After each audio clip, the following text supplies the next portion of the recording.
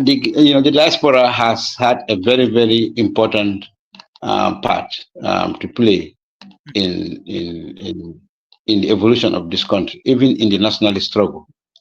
That we have to, maybe we should start the story from there. I mean, not just to see them as people who send money, but even in the struggle for independence. Remember the Gambia diaspora.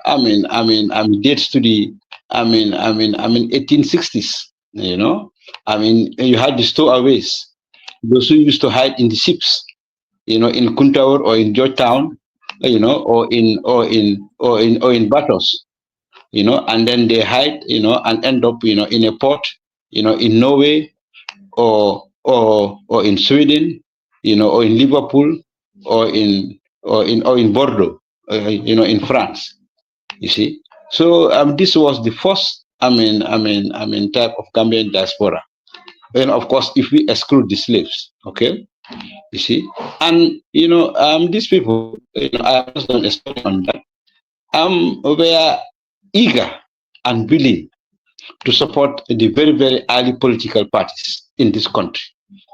They supported the newspapers, the nationalist newspapers, by being subscribers. These editors in the 40s and 50s will, send newspapers, up to Norway, okay. To the Gambian diaspora, of course, to do, to Nigeria. Then you have people like, Alaji Sankumbayo, among the first financiers of the People's Progressive Party. Solo Dabo, the diamond magnate, who was in the DRC, very close to Mobutu, who also was a very, very, strong, financier of the PPP in its early days in the struggle for independence.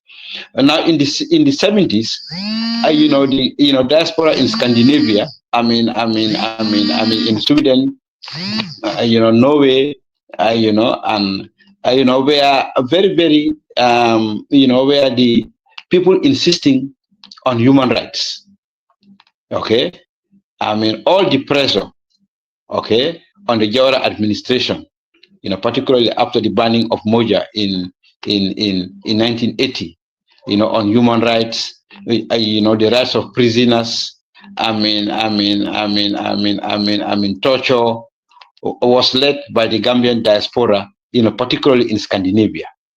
You see, of course, the rest, is still current affairs. I don't want to talk about even the Jame era, how the diaspora, played a very, very significant role in the struggle against, the dictatorship. So really, I want to see the diaspora as part and parcel of the Gambian story, of the struggle for independence, of the consolidation of the rule of law, human rights and democracy, and not just to see them as people who send us money and we spend. Thank you. Oh, thank you very much, Hassoum, for that explanation. This is why it's important to know history, because without knowing history, you don't even know where you are heading to. Hassoum, 60 years on today, where are we and where are we heading to? I will thank you very much. I say, you read my piece, and the glass is half full. Yes, that's how I see. The glass is half full. Me, I believe it could have been worse than this. Yeah, our situation could have been worse than this. Yeah. So really, I will say thank God that we are, where we are today, because all the indices were, negative. Okay, all the indices were negative. For example, in 1933, the British enacted the criminal codes that we are still suffering from. This vindictive, very, very, strict, system of justice, where all what they think of is to jail, and to jail. That was done over 100 years ago. The criminal codes, the prison system that we had, that we now have, came out of that. Very, very, very, very vindictive, criminal code. Okay, and now after independence, you realize that thanks to the ethos of Sadauda, and this, respect, for human dignity, we were able to, sort of, sail through, these, very, very, vindictive, laws, bad laws, I will call them, and a very, very, stifling prison system. Now, unfortunately, when Yajame came to power, he just, he did not do much, to alleviate, okay, the pressure that these criminal codes that were inherited from the colonial authorities. So he used it, so cruelly that, what happened, happened.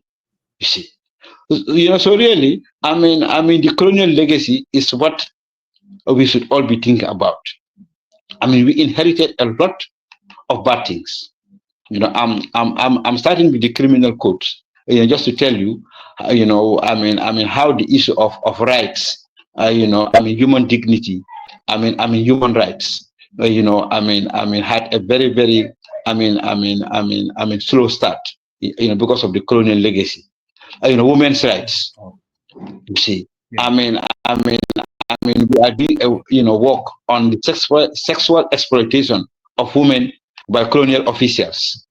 So far, we have, I have unearthed, several stories, dating to 1912, Wow. when British colonial officials, sexually exploited, women in the protectorate, in the area where I come from, in the Njau area.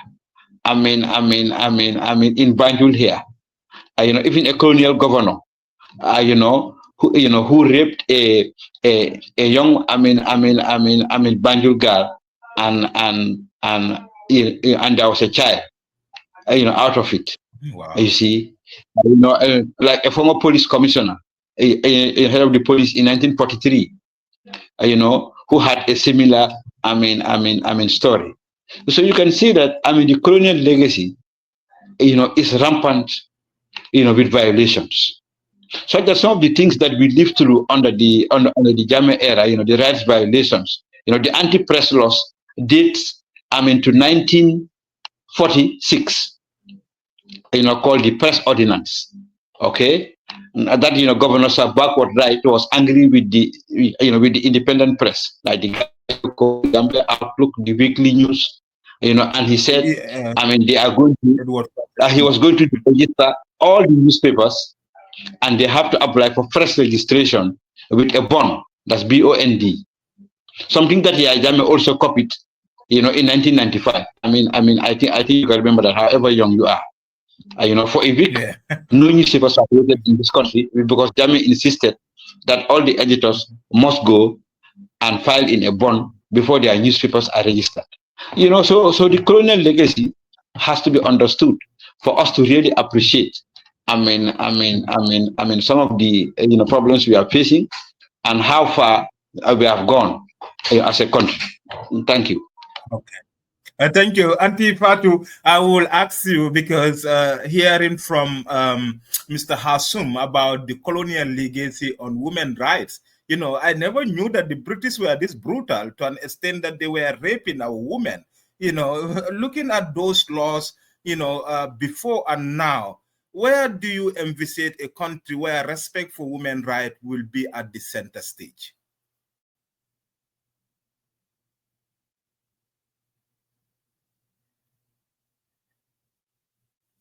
You are on mute. It looked like okay.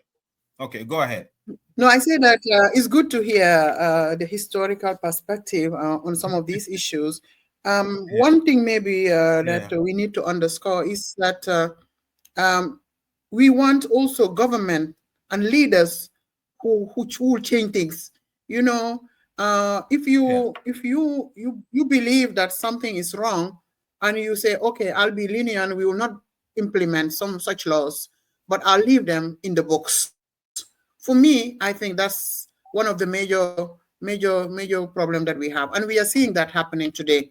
When we have the change, Everybody was very enthusiastic. We all worked together really to identify the key areas of reform, the ones that could have been changed quickly, and the amendment made by Jammeh, especially during his tenure, to ensure that he stifled freedom and reduced the space. And when the change happened, those laws were there, identified already, analyzed. And what we are seeing today is like a kind of the practice is very advanced, I would say, in terms of press freedom. People are expressing their views. Today we are here talking about, assessing the situation, talking about things. So, the line from Banjul to the diaspora is open. We are all talking, irrespective of the challenges. But the problem we are having is that we are progressing. We have a voice. We are speaking out, and the government seems to be, also in line with that. They have made commitments. They have produced all their reports to treaty bodies. They made commitments. But what is stopping us from those in the books? You see, this is the problem. And once you discuss, people scared. Or if you change it, it might open the floodgates for more defamation, for certain things to happen. I just don't believe in that. If we believe that we are in a democracy and we believe that those laws were bad, they were oppressing the people, and we have the mandate of the people for a space that is free and open, we should just go ahead and change all those laws. So I don't believe in the situation, oh, let's leave it. You may need it one day. You may not use it yourself. Today, we've seen that they may not use it one day, but somebody can use it, and you never know. Look at what happened in Tunisia. We worked so hard, all of the activists, and they've changed everything, most of the laws, and one day, a professor of law who from Norway became the president, and they're reversing all the gains made 10 years ago. So that's why it's important to change the framework, so that even when you have a difficult situation, it could be a battle, it could take time for things to happen. But if you leave them in the laws, whoever comes tomorrow can just start using it. Look at what is happening in the US. Courts are fighting back. Donald Trump, imagine if they had bad laws, if they didn't have strong courts, all these decisions will just be implemented automatically. Some of them might be implemented later, but as we speak, they are reversing some of his decisions. So that's why I believe, Mr. Ceesay, you rightly pointed that our governments were very lenient, they were very kind. But I think in terms of our assessment, also, yes, I think they were maybe their heart was at the right place, but I think they needed also to do more, and I believe we've seen that in many African countries. When I work in many countries, people, when they are in the opposition, they fight. Let me give you one example: public service. They fight to say, we don't have access to the national television. We don't have access to this. The day they arrive in power, they won't change the laws because it's convenient. And sometimes we just leave it in case we may need it. And that in case we may need it, that's not consolidating democracy. So I think together, we may also need to do some assessment to say, yeah, these are the gaps.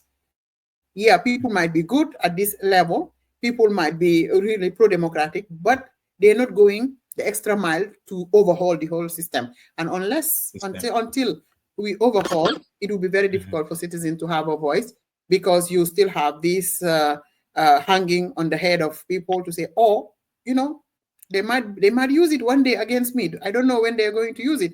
So it becomes like a self-censor measure at the end of the day. So I just wanted to underscore that. Yeah, but we all know what colonial legacy has been across Africa.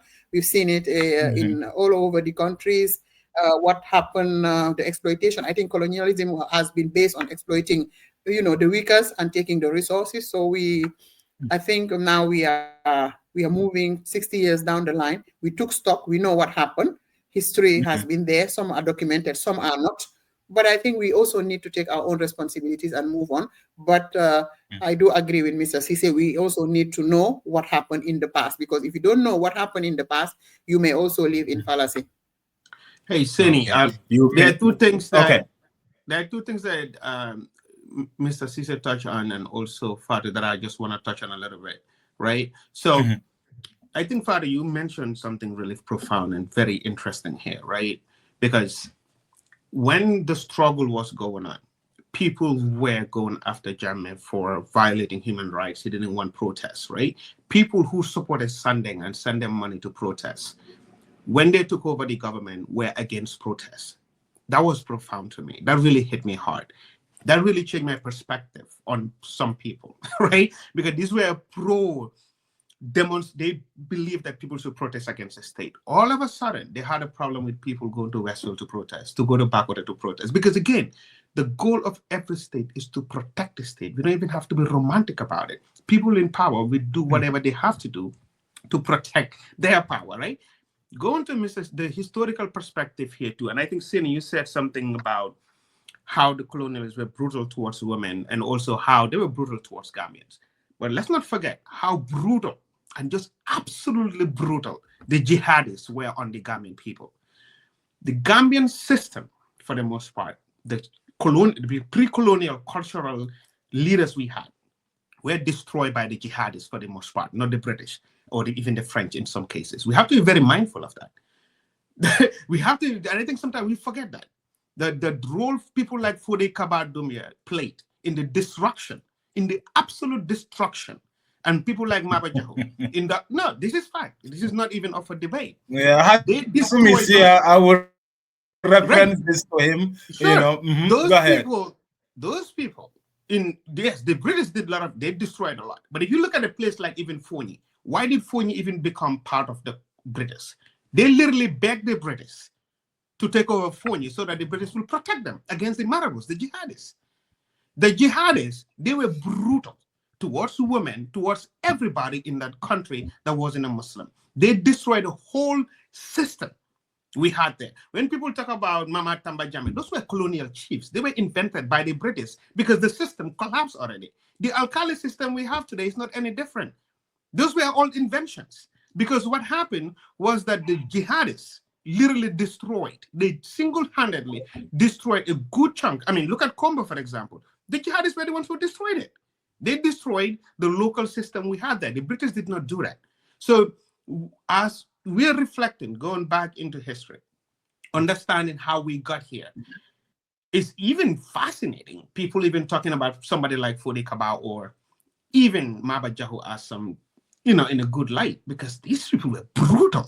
They were absolutely brutal towards the Gambian and the Senegal. It was a Senegambian going towards what is today Guinea-Bissau in some instances, but these were really brutal. Even if you look at the case like Guinea-Bissau, without somebody like Abdou Ndiaye, the mercenary, the Portuguese would have never taken control over Guinea-Bissau. He was the mercenary who went there from Senegal, literally destroyed many lives and livelihoods. So as we reflect on independence, and as we celebrate some of these people, like, let's not forget, sure, people like Fode Kamal provided some kind of resistance against British and French rule. That is true. But they also destroyed the traditional systems we had. So within the frame of this conversation, we can have those conversations both in tandem. Absolutely. The jihadists also brutally destroyed the country, according to Dr. Suleiman Jai. This conversation is so interesting. I have been having these two, Fadjan Senghor and Suleiman, discussing for an hour, and we are almost to 2 hours. So we are left with only 10 minutes. But I want to make sure that I make best out of this 10 minutes from Day and Hassoum. So Hassoum, before coming to you, I will quickly jump on Day. She's a political activist who, has been working with other activists in bringing change to Gambia. So Sunday, tell me, what role do political activism and grassroots movement play in shaping the future of the Gambia post-independence going forward? How do you see political activism 60 years on today? Yeah, I think, it's quite interesting, Hassoum's deliberation, and of course, what Fatu is talking about this willingness, because it looks like we are still in the same roller coaster that we have been, because these laws, as Hassoum really saw, from the colonialists to now, is there. And Fatu put it really in a very good context. It's like, let's keep it, we might need it. We have to be safe. Let's keep this law. So if these rules are not changed, remember when we reflect a little bit back to this whole issue of the independence, when these people went to fight, they fight based on self-determination. They fight based on social justice. They fight based on good governance. They fight based on economic prosperity. But here we are stuck with these things. We're still struggling with these laws. To talk about that, the colonialists have left these laws and they are still here with us. That says a lot about our leadership. That says a lot about the people governing us. Now, coming 60 years, coming again, I think we are going to still continue with this fight. But I have hope in the Gambian people.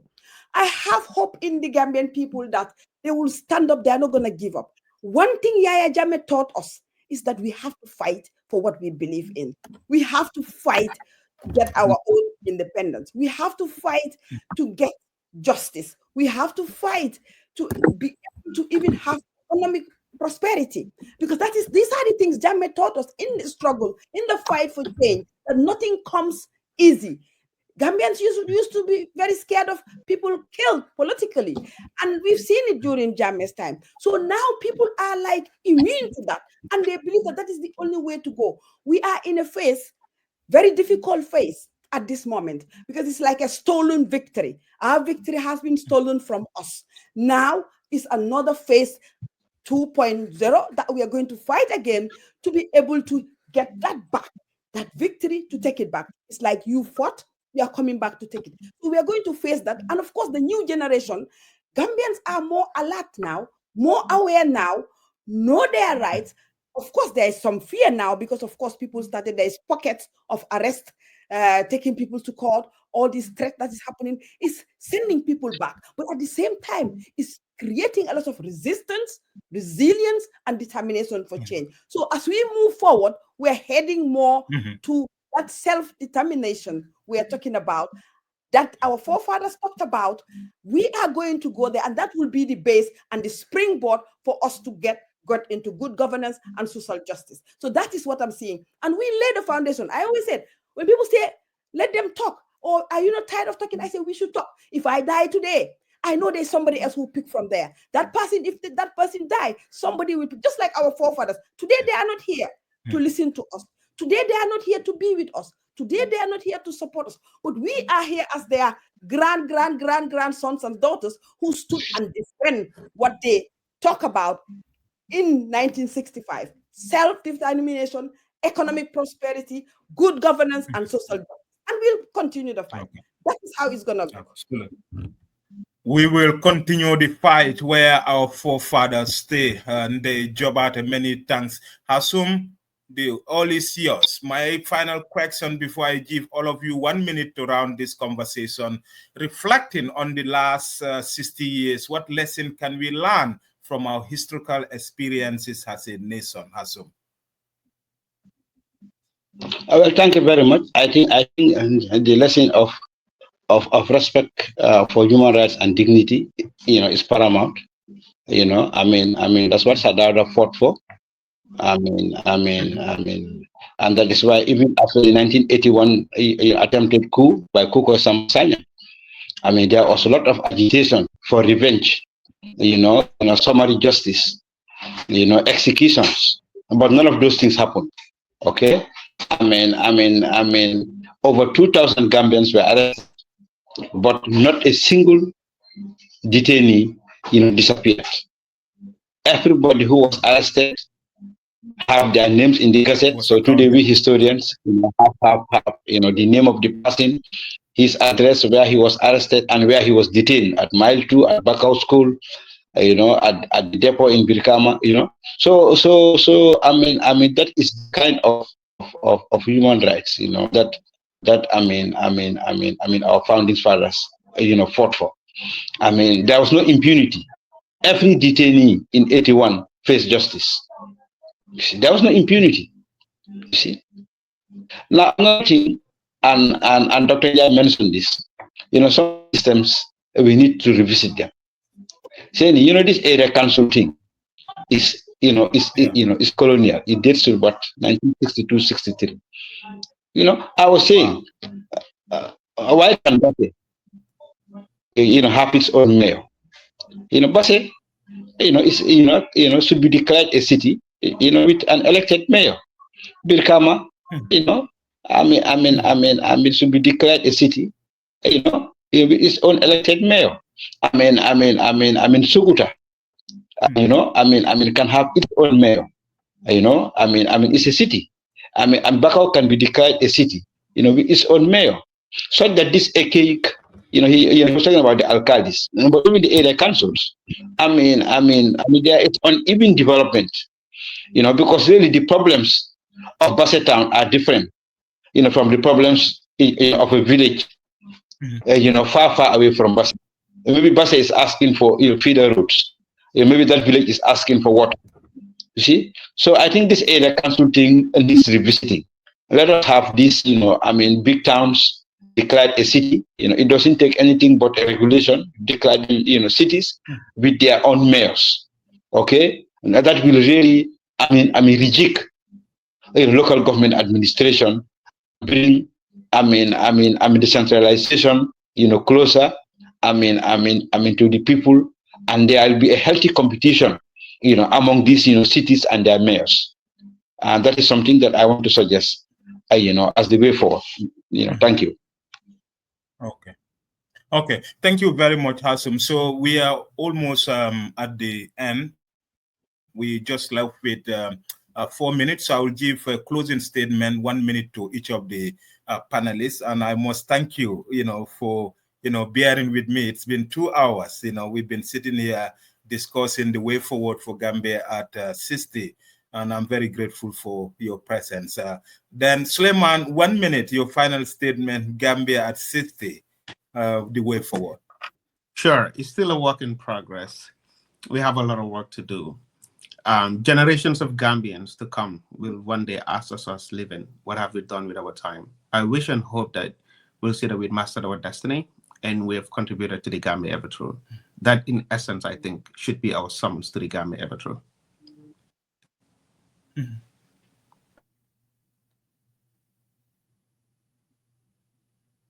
Are you there, Suleiman? Yep. Did you hear me? Okay. Yes, yeah. I do. Thank you. Thank you. Okay. Thank you. Fatou Jan Sangor, an international lawyer who is Senegalese Gambian, I will call you, but you prefer to be called Senegambian, So your final take, Gambia at 50, way forward. Yeah, I think we need to be deliberate in the way we deliver justice, especially for certain group of people, notably those who are more vulnerable, the women.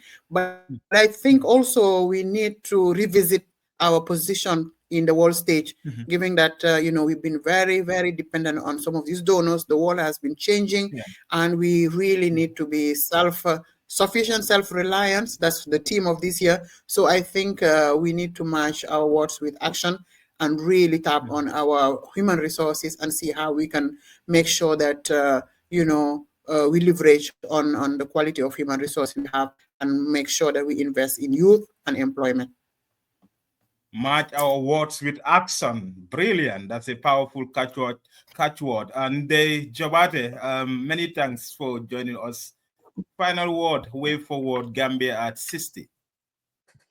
Yes, I think the way forward in the next 60 years, we have to really take it with boldness and urgency and a clear vision. Because what we are seeing now, we're seeing a new form of insurgency. When I say insurgency, people tell me that when there are no guns and all that, I say, but the state insurgency, where you have a death sentence through the health system, a state death sentence where when a government cannot provide basic healthcare to its citizens, that means it's a state-sanctioned death. Then also we are facing a situation whereby you have state-sanctioned poverty. When a state is saying that you have to be part of us for you to be successful, for you to even get a basic job, that is state-sanctioned poverty. That's the new insurgency we are seeing in the Gambia. We're seeing political corruption, where you have to be part of the political team to be able to even exercise your basic rights. That is state, that is political corruption. That's the new insurgency we are seeing. We are seeing state tribalism, where state is using tribe against other tribe to sustain its power. And that is also another insurgency we are coming. So for us to, in the next 60 years to come, in the next 60 years, we have to be bold enough. It should be tackled with boldness, urgency, and clear vision, because we are sinking as a nation. And that is very clear. So I'm just urging everybody that we should really look at this Gambia and have it in our heart. You have to have Gambia in the heart, and we have to be able to talk to each other, unite, and be ready to take this boldness and the road forward. Thank you so much. And thank you so much, Hassoum. It's always good to read your write-ups and your historical analysis you're doing. Is really something very relevant. And my sister Fatu, is always great to and an honor to be with you on a panel, and your great service to the nation, as well as Dr. Suleiman. It's nice to meet you for the first time and great to listen to us. Thank you so much, Seni, for inviting me to join. It's really great. And yeah, that is the Kudang genes as well.